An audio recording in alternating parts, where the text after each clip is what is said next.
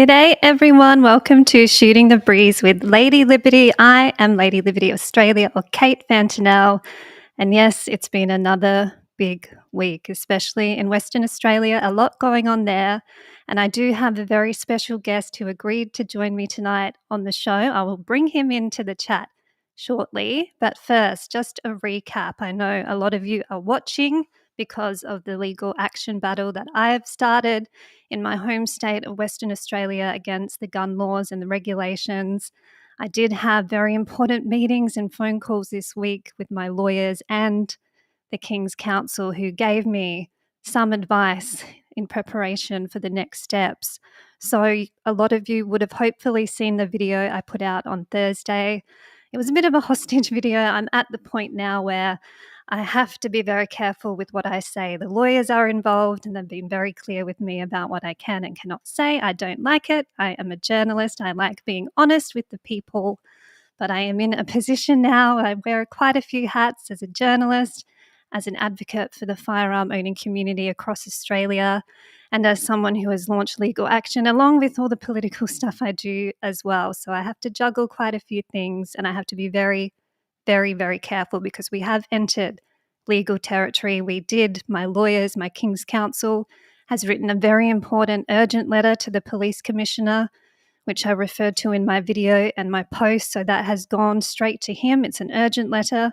He should have had it on his desk last week. So we are waiting. We are waiting for a response. And that letter basically said, as I outlined in my video, that we are looking at launching legal challenges against some of the gun laws. And the first one off the bat was, of course, the push-button release firearms and the lever-action firearm ban that was only introduced on the 23rd of December after they closed the buyback. So we made that very clear that people have been put in a position now that we are looking at what we can do legally. We feel that it's been an overreach. We think that there should be a legal discussion about how far the state has gone. So that letter has gone to the police commissioner, and we are waiting on a reply. I know everybody is very nervous. Tomorrow, the 31st of March, it's a big day. It's when the new laws are due to come into effect. So I know a lot of people are in very stressful situations. The good thing about sending this letter is it is a bit of a stopgap measure. It's a cool your jets, give us time to look at this. We do have the King's Counsel who is still working on options as we speak. There was so much. I overloaded him, I think, a little bit at the start, expanded the scope of the letter of opinion and expanded the scope of what we can look at challenging, because there is just so much in the legislation and the regulations that are affecting people in ways that are not fair and proportionate. So my legal team has been working very hard. I must thank them from the bottom of my heart for taking on this very difficult, high-profile, politically charged case, and to have them working so hard for us. It's been really good to see the justice system step up and try to help us when the political solution failed. So I cannot say too much anymore at the moment. There are other things that we are doing behind the scenes. I know I hated when the shooting organisation said that, but I am at the point now that my lawyers have been very, very strict with me.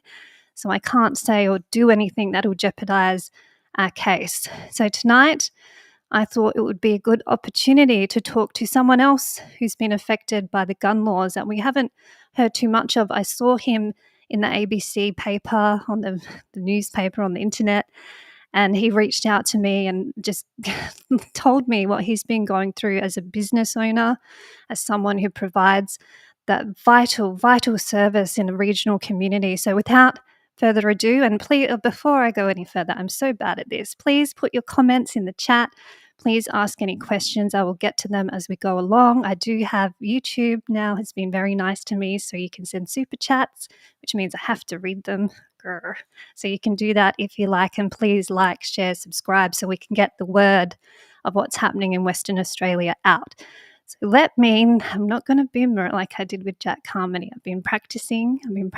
So let me bring my special guest tonight. Here he is, Matt from Rays Firearms and Archery in Albany. How are you, Matt? Very well. Exhausted, emotionally exhausted and dejected, and but well otherwise. Yes, so it's been a big few years for you. You took over that gun shop 2 years ago, I think you said, in Albany. Yeah, What's your experience been like starting your business? And you're a businessman, that's what you do. How have you found running a gun shop in Western Australia with all of this going on? yeah. But we bought the gun shop knowing that this was coming, not to the extent that it has come out. The push button and lever release ban sort of was a rug pull for everyone. I think nobody saw that coming. I sold one of those guns to someone an hour before those regs were released. So that's been hard to deal with. But the community down here is awesome. I didn't come from industry. I'm not a long time gun shop owner. Like I said, only 2 years in the job. So I don't think I speak for industry. I think that I'm just a retail owner that's you know copping it now, but we'll get through it. I think there's still a lot of things we can do. There's a lot of changes we can still make. So yeah, no, it's been good. The community down here is good. They've been supportive. We've got the shop set up well now, and yeah. So let's just go back a few steps. So the laws started the rewrite back in March 2022. I remember because that's what motivated me to run on my Senate campaign for Give Gun Owners a Fair Go. I went to Paul Papalia's office to confront him and just ask him what he was planning to do to our community. And then as the years rolled by, we saw it got worse and worse and worse. And now we're in this untenable position on March 31st when all these new laws come into effect. So, what's it been like for you trying to run a business when things seem to change daily? You just said before that you sold one of the firearms that were banned late December that was approved, then it's suddenly banned. How has that affected you running a business? Well, you can't really run a business. It's taking a toll financially. Um, we I tell people when they come in for advice, which is non-stop at the moment, that the advice is only as good as it is today because it has been changing. It has been changing almost daily sometimes. It's the advice you give in the mornings maybe not so relevant the next day, or it's not really um, a situation where you can make plans. I've always been quite, or I like to think I've been quite good with my businesses with steering the ship in the right direction through troubled times, but at the moment, it's pretty much impossible. We don't know what's coming tomorrow. We don't know which way to go. It's hard to keep stock in the shop if you don't know what's going to be relevant or needed at what time. So yeah, it's been very hard to sort of doing all this while the phone rings non-stop. People are coming in non-stop. We're only a small team. We're pretty short-staffed as well at the moment. So um, yeah, if we had a bit more time, a bit more communication. Simple little things would have made it so much easier. Um, yeah, And you were saying that one of the issues that you brought up in a quick conversation on the phone just yesterday was that you had ordered all these new gun safes to sell, and now you're sitting there with thousands of dollars of worth of stock that you can't sell because the laws in regards to storage has changed. Very strict in terms of what we can have, 6 mil thickness on the side of the safe and a 10 mil door, that kind of thing. That there's a shortage of those in Australia. So those kinds of things I'm sure would affect the day-to-day runnings of your business. What's the mood been like from the people that come in? And I appreciate that you're the first point of call, but you don't have all the information and it changes daily. So how are you going about? And I'm sure people are upset too. So what's it been like dealing with your customers? it's really hard. It is really emotionally draining. It's you every person feels like they need to be heard. So you've got to sit there and listen to everyone's anger and everyone's anxiety, and you're doing that all day, every day, and that becomes. There's probably a few customers I've apologised to because I've had my moments as well. There's only so much people can take. Um, the bewilderment on people's faces when they're coming in to hand in their gun, and it's they just don't get it. They don't get how they can be forced to hand in a firearm, not get any compensation, and then turn around and we have to say, well, if you want to replace it, you got to buy another one now. A lot of these people don't have the money. Um, they shouldn't have to. It leads us into the whole compensation thing where a lot of people have sort of asked for that compensation, and the licensing has come across saying, people had the opportunity up until the 17th of Jan, but that's not right. That was a dealer buyback only. A lot of people don't realise it was only for dealers. There was opportunity for dealers to purchase some shotguns or some of the soon-to-be banned or any guns, and then sell them back through their own shop through the dealer buyback. But I chose not to participate in that. I felt like I was sort of given a knife to cut my own throat, so to speak. I didn't think it was our job to do that. So, and I've been in touch with the powers that be at licensing, and they have agreed now. I've got a in writing saying that no, you're correct. People did not have opportunity post the Rex coming out to participate in a public buyback. It's not the case. So yeah, it's the day-to-day in the shop. It's hard. There's a lot of frustration. Trying to reassure people that there may be a little bit of hope down the track, but the whole thing's just a mess, to be honest.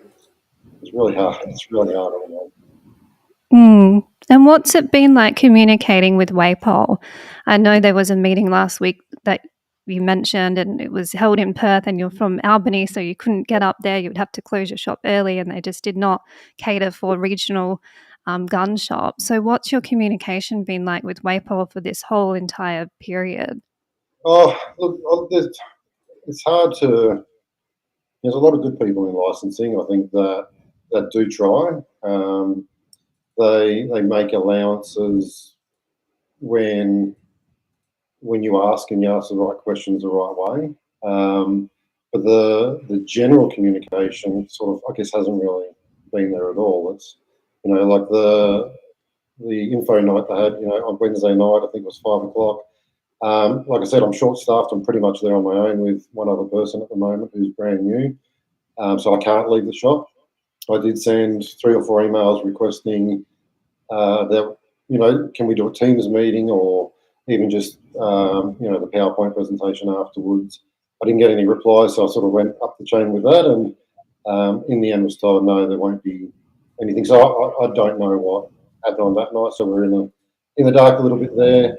I believe there was some info on the assessments and everything that are coming out that we have to go through next week, but we still don't know. We don't know what that looks like from TAFE and all those sort of things. So, the communication, I find, I said this in the article the other day, probably 80% of what I find out is through Facebook, or, if someone brings in an email that they've received and it's like, okay, so you can do that. Then I go to Waypol and licensing and, clarify that. And then, yeah, they're really good. They come back and it's like, yep, that's the case. But it'd be nice if that was the case all along and they just let us know prior to these things.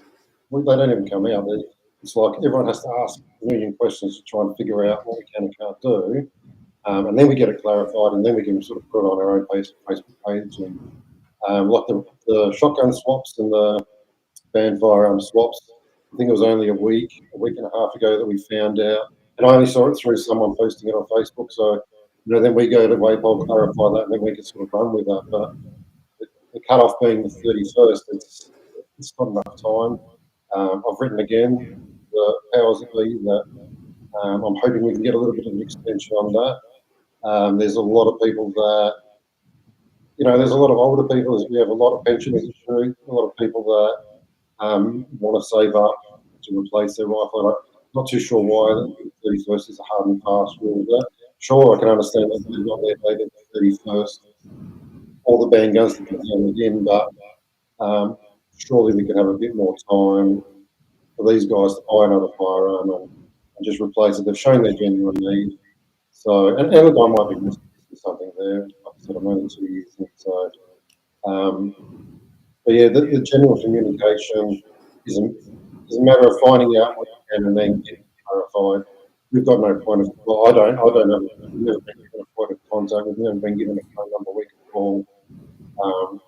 We have to call the same number, which don't bother.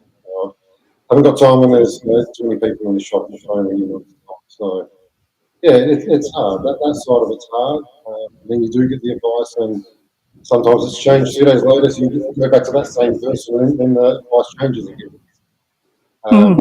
And look, and it's a big thing that's happening, and there's always going to be things like that happens. But there's a lot of things that are happening like that I think can easily be avoided just through a bit more resourcing from there and a bit more communication.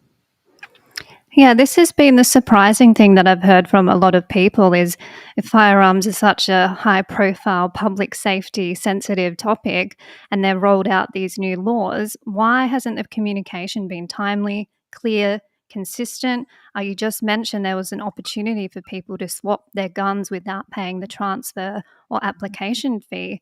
A lot of people I know that I've spoken to weren't aware of that. It just hasn't been advertised properly. So you sit back and you wonder what is actually going on if we're such a industry and community that's under the microscope and needs to comply with the toughest laws I would say in the world. Why isn't the structure of the state and the police force there to ensure that there is this time and transition period so people can make sure they're not complying with the new laws in time by the 31st of March. And the deadlines for this have just been so short. 23rd of December, those bans came out on lever actions above 5-round magazine and the push button release. People are away. Some of them didn't get the letters about that until this month. And that's something we've written directly to the police commissioner about, by the way, is if you're going to make such big changes and people were still getting PTAs approved up until last month, well, what are the people meant to do? And you've closed the buyback. There's things about swapping guns. People just don't know. So as a business owner, how do you even navigate the new laws when things are changing daily and people are getting told different information or no information at all? It must put you in a terrible position. Yeah, it does. It's and I've still got people messaging me today. They're still messaging me saying, "What's changing the laws?" A lot of these, you know, in the regional areas, a lot of these guys aren't. Everyone's getting ready for seeding. Everyone's busy on the farms. They don't have time. They don't have time to sit there and try and figure this out. So they come to us and they're just confused. They don't get it. They don't understand how it's happening. So we're pushed for time. So it's hard to explain to them what's going on. And then you've got people that work away. So we've got a lot of FIFO, a lot of Dido workers down here. A lot of people are away for 4 weeks. Wife's got the letter while they've been on their 4-week swing. And now we're getting phone calls that, well, I'm not back for 2 weeks. How can I do it? And, nobody wants to give up this gun. So when they do replace it, they want to replace it with something that they want and not just something just so they can quickly get in. The straight pull guns haven't been around for a while now because the push buttons have been so popular. So we need to get that stock back in as well. The T1000 is going to be coming back, which is a popular gun, which will be another really popular one, but that won't be until sort of May. And then how many do you order? How many? It's hard. It's hard to make those sort of business decisions when you don't know what's around the corner. And how has your relationship gone with the dealers from over east? Because I saw Niwa have stopped all transportation of firearms to WA at the moment. TSA Outdoors is doing the same. How's it been in terms of getting stock? And how do you know what to order? Yeah, well, that's another unknown. It's and look, they've kept us in the loop. They're doing what they need to do to stay, to protect their business. I'm hoping it won't last. Oh, no. It makes it hard to, I guess, forward order. It makes it hard to, keep stock on the shelf. We're really low at the moment. In the beginning, sort of around January, we thought just keep it as business as usual and just hope for the best, but now it's on the centre fires. We haven't been selling any centre fires anymore. So yeah, it's hard to plan.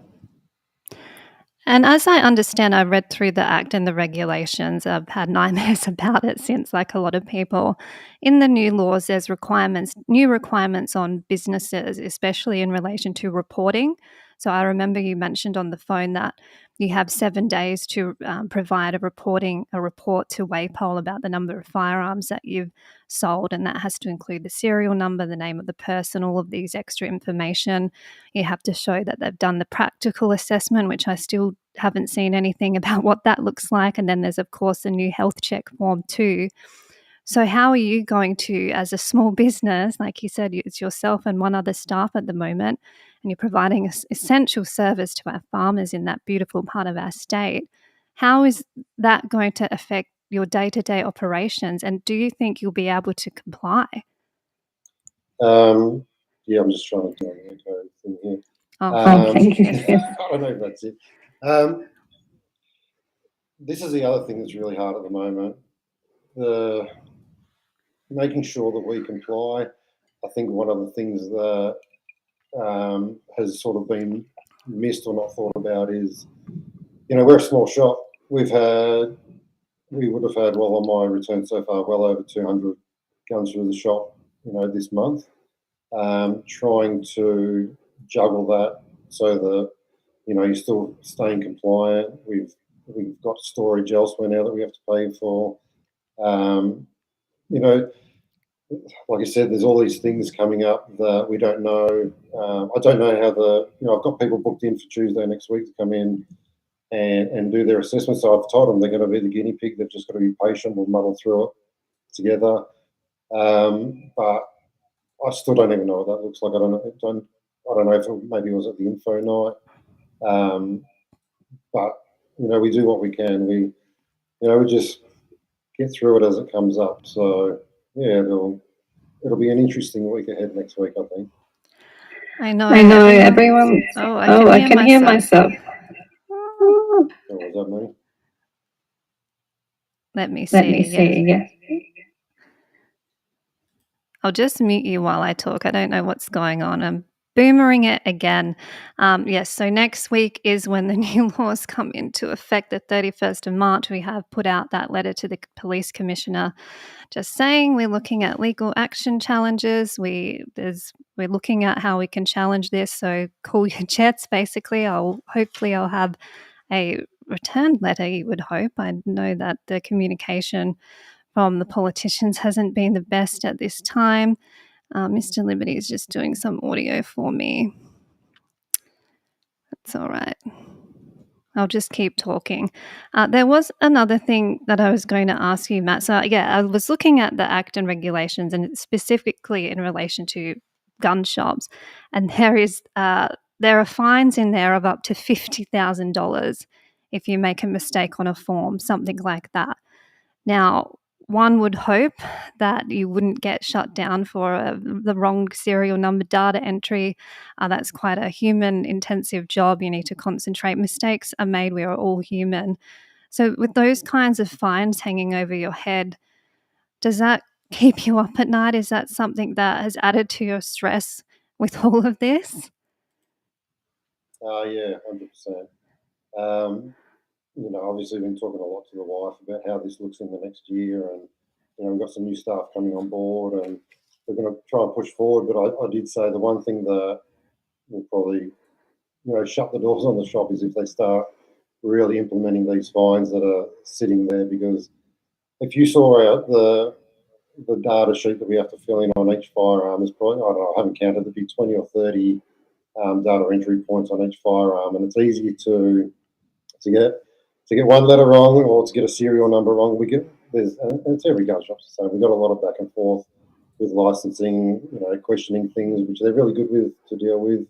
But if that turns around now to being, you get a warning and then you're done, it's not feasible to keep going like that. So that keeps me up at night. Yeah.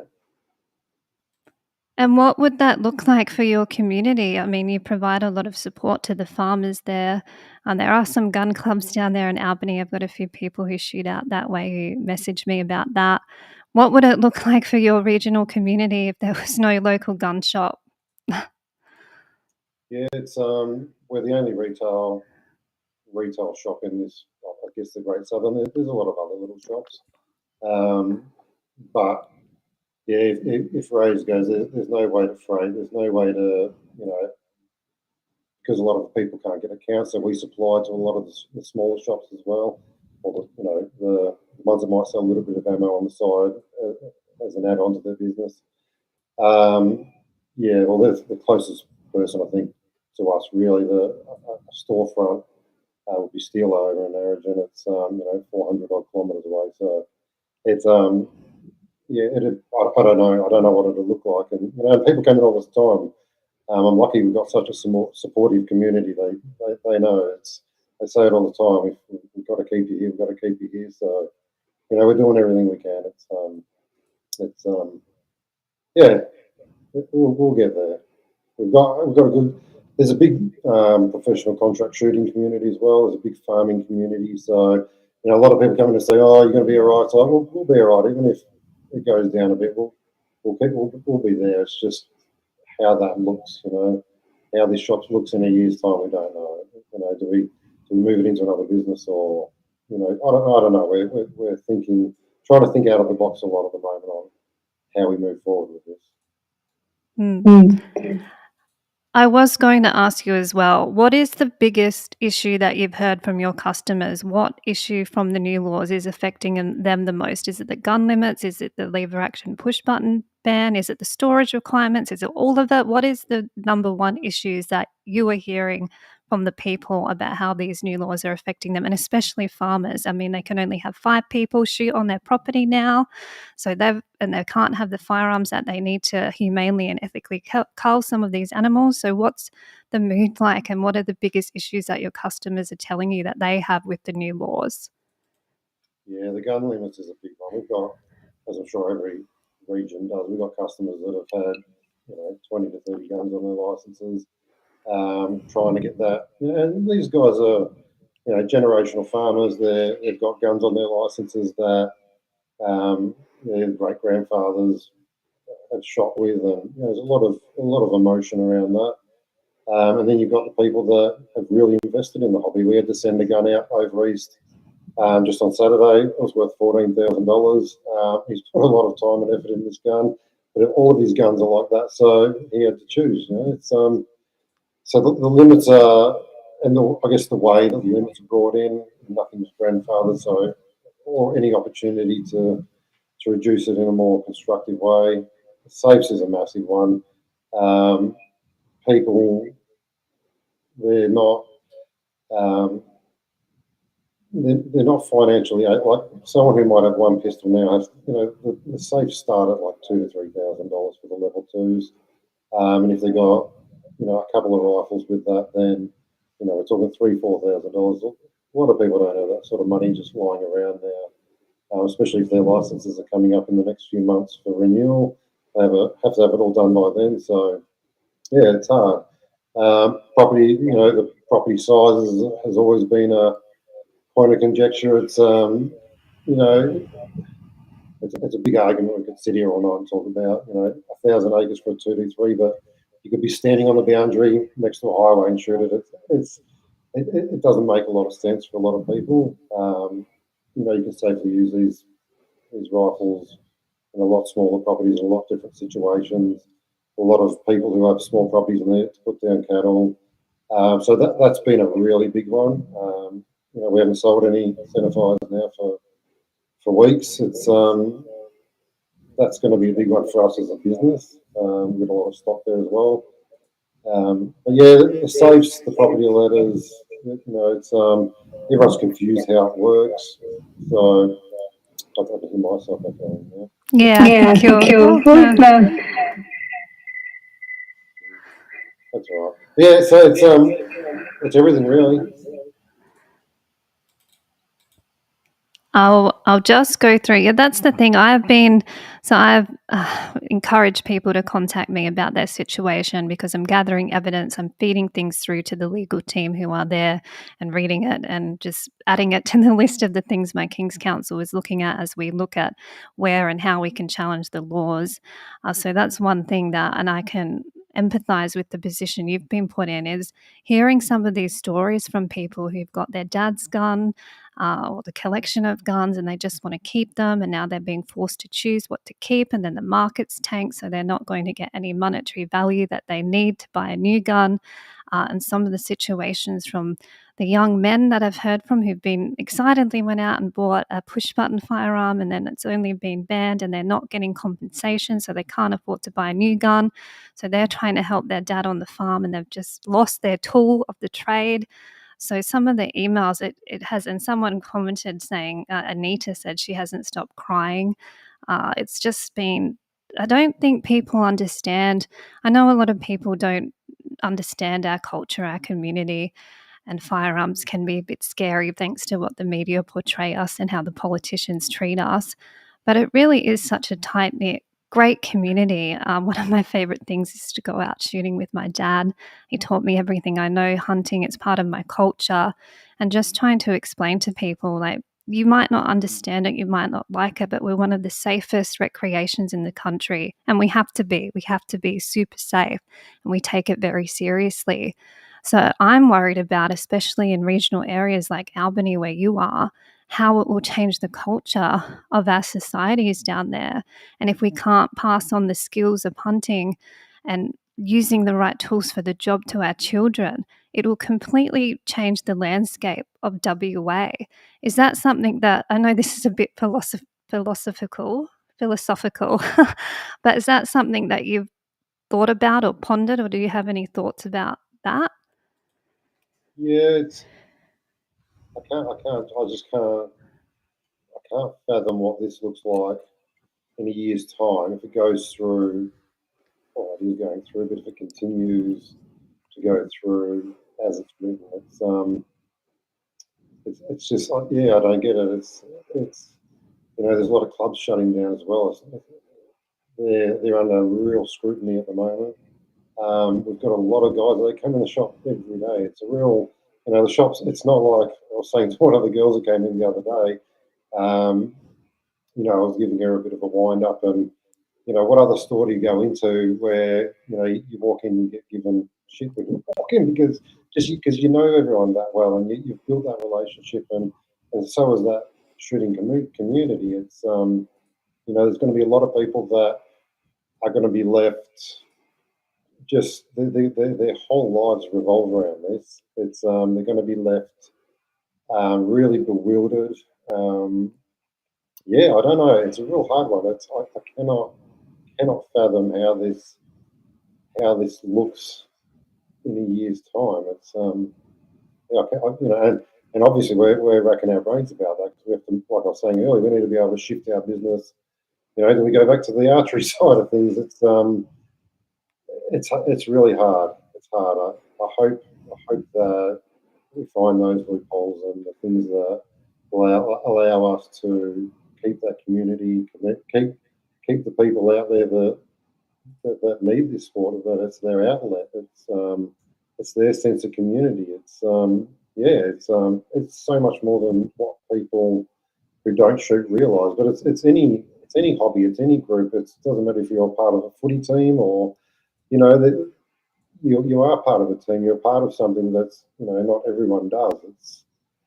It's hard. It's going to be hard, and you see it on people's faces. That's the hardest thing at the moment. Some people are accepting. Some people, boy, you can just see it draining from them while they're standing there. A lot of people are still coming in the shop not realising some of the rules, and you're the one having to break it to them. A few weeks ago, people were still coming in to buy ammo, and you're sort of telling them, "Did you know? Have you worked out what you're going to do with this gun? It's 2 weeks to go." And they're like, "Why?" And they still don't get it. Like, you have to get your mag reduced, or you got 6 on your license, and you got to get rid of one. And like you said, the market's tanked. The last week now, we've been sending them off over east. People are getting $50 to $100 for a $1,500 gun that's never been shot. It's madness, madness. It is madness. I have to read out this super chat from Shooter Down Under. Yeah, he's one of my regular listeners. I can't talk tonight. It is Sunday. I am over East at the moment. Mr. Liberty is doing some work and we're staying with his lovely grandparents. So we had a bit of a Christmas because we missed Christmas, and we had a wedding celebration because we quickly got married in Vegas. So I had a few wines today, and now I'm on the Jamison. I apologize if I'm a bit tongue tied. And I'm emotionally drained like you, Matt. The emails that I'm still getting last week with my lawyers, it's just gotten to the point now where we're all so beaten down, but we can't let ourselves get to the point where we give up. And I'm still fighting very hard, and I've got meetings with my lawyers tomorrow too. So it's all still happening. Shooter Down Under said, I've been getting ads from the Greens on your videos. Will you thank them for their generous support? Well, this is the crazy thing. The Greens now hold the balance of power in the upper house in Western Australia after the election on the 8th of March. That's something I was going to ask you about, Matt. What was the mood like in the electorate in Albany in the lead up to the election? I think it was close for a while, but correct me if I'm wrong, the Labor representative, did she get back in? No, so she didn't get back in. It was a real tight race between Liberals and the Nationals, but Scott Leary and the Nationals candidate got up, so that's good. It's really good for us.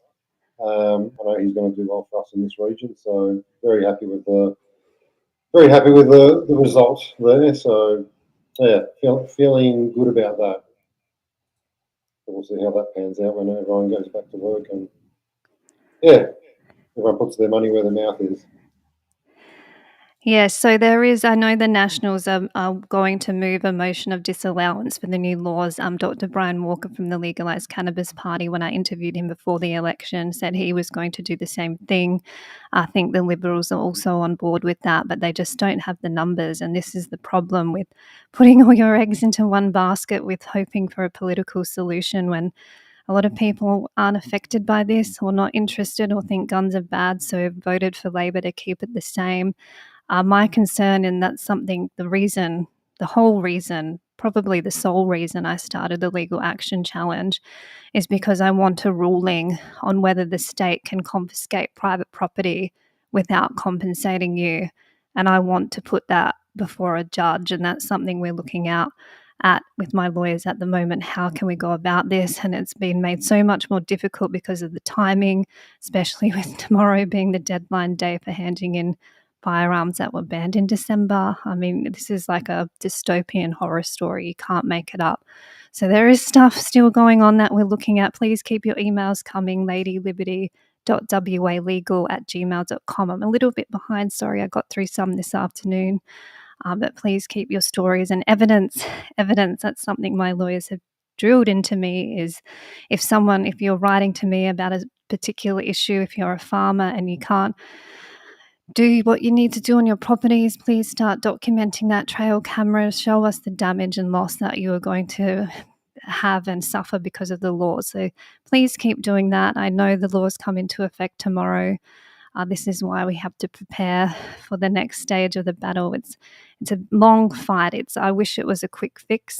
I wish I could get the laws ruled invalid tomorrow, but it doesn't work like that. The wheels of justice turn slowly, was what was said to me. So that's the position we're in.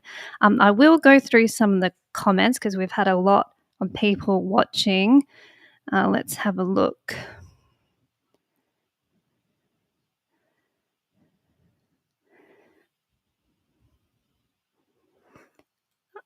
So we've got, I'll just turn that off again.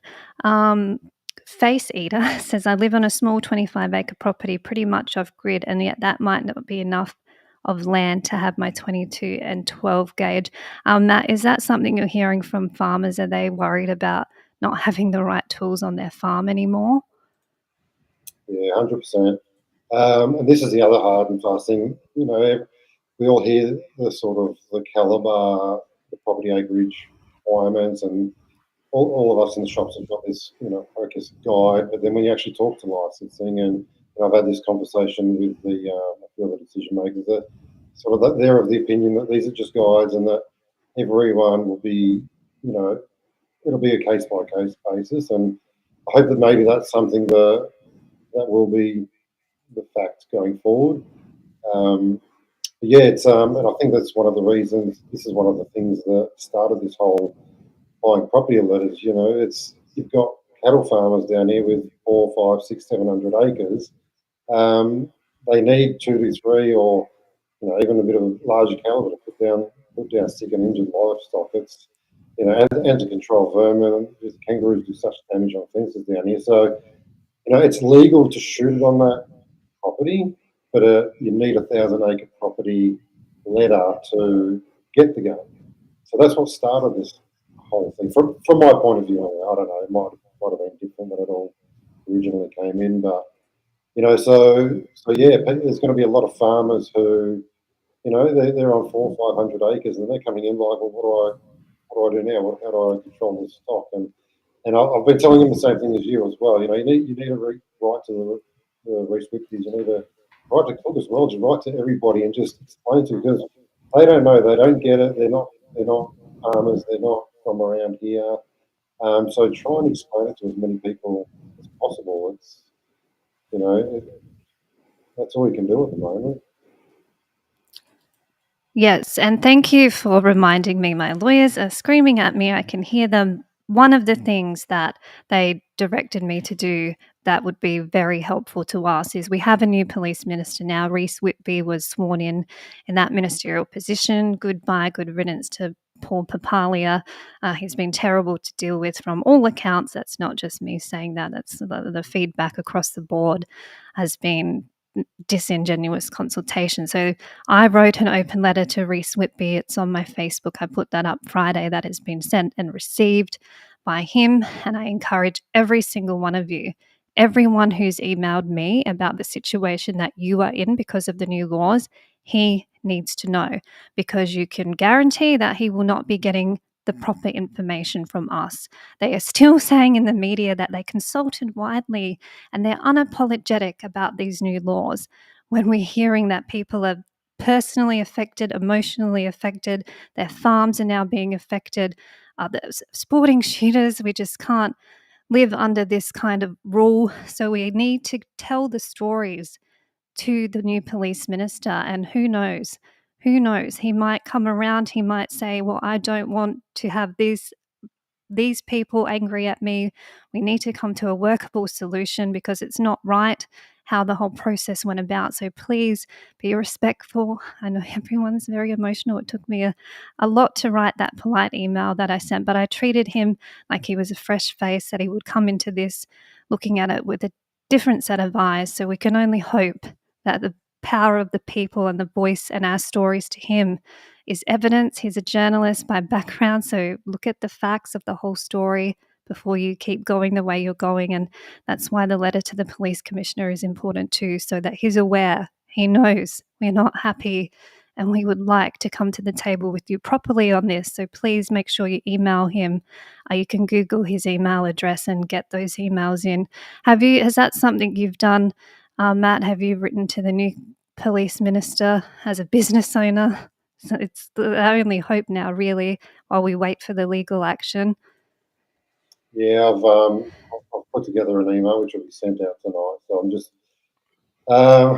making sure it reflects everything that's going on at the moment. Didn't want to just shoot one off hip. So no, that's definitely going out. But I've been very much writing to the powers that be within licensing, who do have powers within there, and look, and had a few little wins behind the scenes as well, just for us at the shop. And I guess that's one of the messages I want to get out as well, is it's not everything is lost yet. Regulations can be changed. It's one of the things we can change. I was in talks and through email with regards to the buyback. So initially there was communications from licensing telling people, well, you had the opportunity through the buyback. I mentioned it earlier, had it up until the 17th, but that wasn't the case. So they've admitted, yes, there was no prior opportunity for people to have compensation for their guns, for these illegal guns. So I'm hoping that's one of the things that will weigh in with Mr. Whitby. Also, just because something's legal, just because they can legally take it off us without compensation doesn't make it right, and doesn't mean that they have to do it.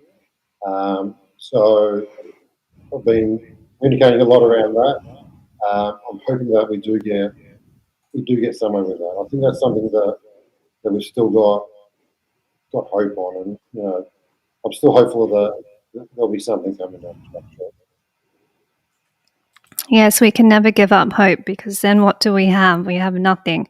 If you are in the chat, if you're watching, if you have any questions for Matt, he's a gun shop owner down in beautiful part of Albany. I love it down there. Dying to come back. I'll have to come visit you in your shop. Please put your questions in the comments. It's been a whole other beast dealing with this as a business owner. I've spoken to a few gun shop owners over in Perth. Claremont as well has had massive issues. They're very upset. So if you have any questions for a gun dealer in WA and anything you want to ask him, please put the questions in the comments. I did have a comment from CP 2025. The change management process has been terrible. Police don't even think it is their responsibility to inform, contact every license holder, so they are unaware of the changes. And that's something you said before, Matt, the people coming in and you're having to break the news to them. You are now telling the people what the laws are, because the lack of communication and timely communication has just been woeful. How's that going in the shop? And what are the things that people aren't aware of yet? I mean, I'm still can't get my head around the whole new laws. What are the biggest things that people are going, what do you mean I can't have this or do that anymore? I think there's still a huge amount of confusion around the property access, how people are going to get on. As like I said, we have a really big crew shooting or contract shooting community down here. They are super confused. A few people have got through the process now. I've had people coming in the shop because so a contract shooter now has to write a business plan. It has to have, even they want spot analysis and things like that. And these guys don't know what that is. So, we've helped where we can there, which is being so time poor. It's really hard. You want to help everyone, but so there's a lot of confusion around that. How they're gonna manage that as well, going from property to property at night time.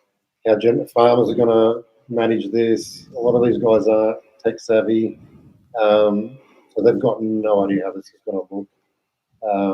That's one of the biggest confusions at the moment. Still for me too. We don't. It may have came out the other night of information on. I'm not too sure, but I've not seen the portal or what that looks like, or how the application process works now. How that looks step by step, I don't know yet. We'll find that out next week, I'm sure. Hopefully. I know.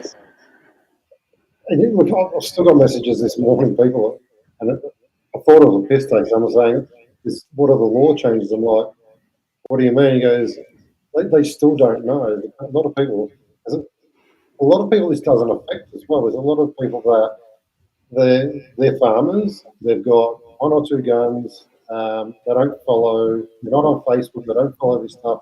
They come in the shop once every 6 months for stock up on their ammo, and they're coming in now like, what do I need to do? What do I need to do? I heard this. I heard that. There's so much chatter that's incorrect, and people sort of run with the worst negative, and so you got to sort of try and convince them that they're going to be all right. Just got to work through the process, and so yeah, it's a lot. There's a lot of everything happening at the moment. A lot of confusion about it. I don't think anybody's really clear on anything. The alarm system thing is a big one.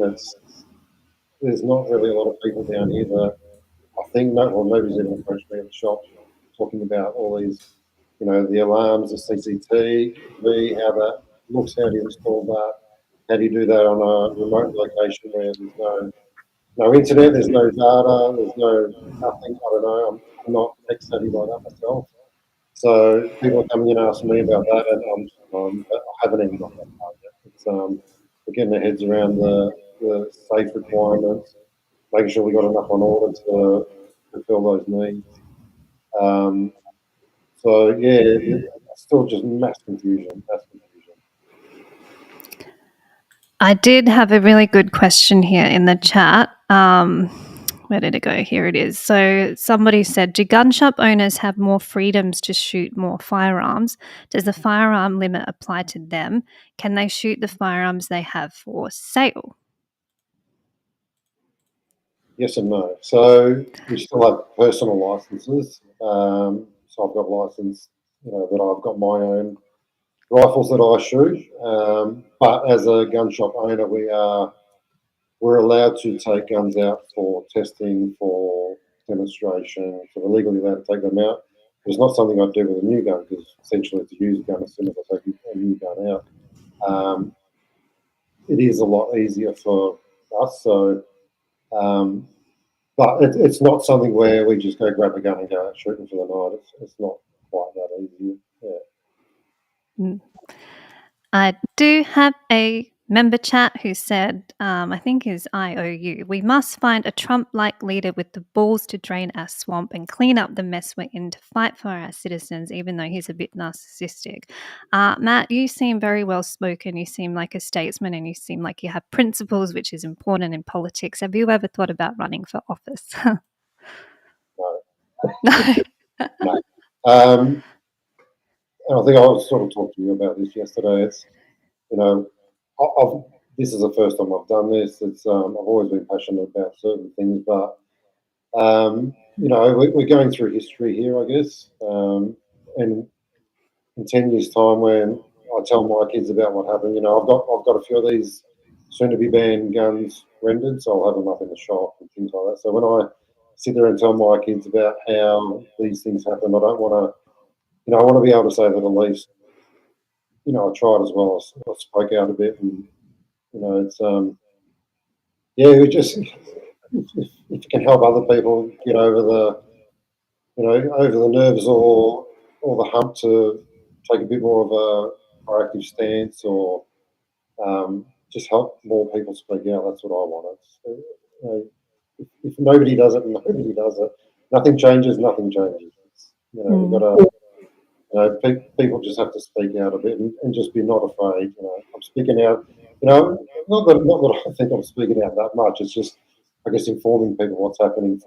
I'm a small business owner. That's all I am. It happens to be a gun shop. I don't speak for industry. I'm not involved with that side of it. There's plenty of good people doing things on that side of our industry. I just wanted to be heard, I guess, as a small business owner, and it is hard. It's hard, and hopefully certain people are watching this and they come to realise that that there's still things that can be done. Like I said, regs can be changed. I still think that in a year's time this won't look the way it does now. So I guess trying to be a little bit half full at times. Yes, you need to be in this space, otherwise you won't get out of bed, trust me. I was going to ask you also run a ruse shooting Facebook page. It's got over 25,000 members. Tell me about that. Are you a professional ruse shooter? You started that page. What's the chatter been like on that? How's everyone feeling in our ruse shooting community? So I'm not a professional ruse shooter. It's something we employed a lot of professional ruse shooters at the shop over the last 2 years. So we do a lot of ruse shooting, but that's just a page. I didn't start it, took it over, I think 2 years ago, not long after we got the shop. So to be honest, I've kept it pretty politically free. I think there's plenty of pages that just get absolutely spammed with political stuff. So I just didn't want to go down that path with it. But that's probably going to change a little bit now. I want people to see this. I want people to understand what's happening over here from my point of view as well. So that's why I've sort of waited as well to try and sort of make sure that we get my word across. But I think a lot of the people over there get it. They get it. I think a lot of people realise that if all this goes through like this, that it's coming their way as well. There's already been a few little things starting up over there, which luckily has been squashed pretty quick. So yeah, it's a good page. It's a good page. It's a good community. But yeah, it's politically free at the moment. Mm. I promised I wouldn't keep you for more than an hour. I mean, it's nearly on the hour. What are your parting words? How can people follow and support your shop? anything else you would like to say tonight? And thank you so much for joining me. I know you're in a difficult position as a business owner. You don't want the boot of the state to come down on you because you're speaking out, but you're quite simply sharing the position that you're in. You haven't been political at all, and I appreciate that. So how can people support you? Anyone from over East is listening. Can they buy guns online from you? Or what can people do to get around you and your community in Albany? It's we're pretty well supported from our local community. We don't need anything else as far as pushing anything online. Um, I just want people to realise that it's all not said and done yet. It's like I said before, regulations can be changed. They can be changed pretty quickly. So I just see a lot of it is this. We're done. It's done. We're doomed. There's still hope. Everyone just has to keep fighting, keep emailing those emails. It's hopefully, it looks a little bit different in a year's time. The biggest thing for my local community is thanks for being patient. That phone rings non-stop. I don't get back. I don't even listen to voicemails anymore. It's literally impossible. So sorry for all those people that I didn't call back. It's hard. When you come in the shop, people realise, I think, what's going on, and just the pure manicness. I've made a few little mistakes along the way. Thank God people are understanding. Um, that's the biggest thing I think that for all community with all gun shops is nobody expected the volume of stuff we're trying to deal with at the moment. And most people are. Just try and be patient, be understanding, and just keep supporting your local. Beautiful. Now, I will wrap things up. I do want to just finish by saying I have to say this. My lawyers, they've got me over a barrel at the moment. So please, as I said in my introduction, we have written an urgent letter to the police commissioner that's gone to him. We are trying to buy us some more time. That is the purpose of that letter. We should hear back hopefully tomorrow. So please keep an eye out on all my platforms. Please, please, please, in the meantime, write. Send your emails to Minister Reece Whitby. You can easily Google his email address. Whatever you sent me, just forward that to him, because the way that you've spoken to me is what he needs to hear as well. We can turn things around, like Matt has said here. The regulations, especially, that's administrative law.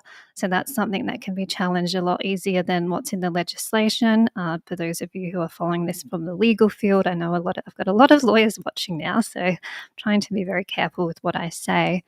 And in the meantime, yes, we need to all look out for each other. I apologize too. I've had so many messages, phone calls, emails, and I haven't gotten through all of them. So I apologize as well. Like Matt, I'm just trying to help you. I'm just trying to fight this because you are my community, and I need to stand up and tell my kids as well what I've done. And I do have another question here from Pat Wildebeest, who asked, is ammunition still available?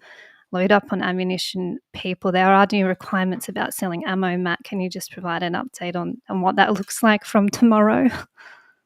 No, ammunition is still fine. Everyone's still shipping.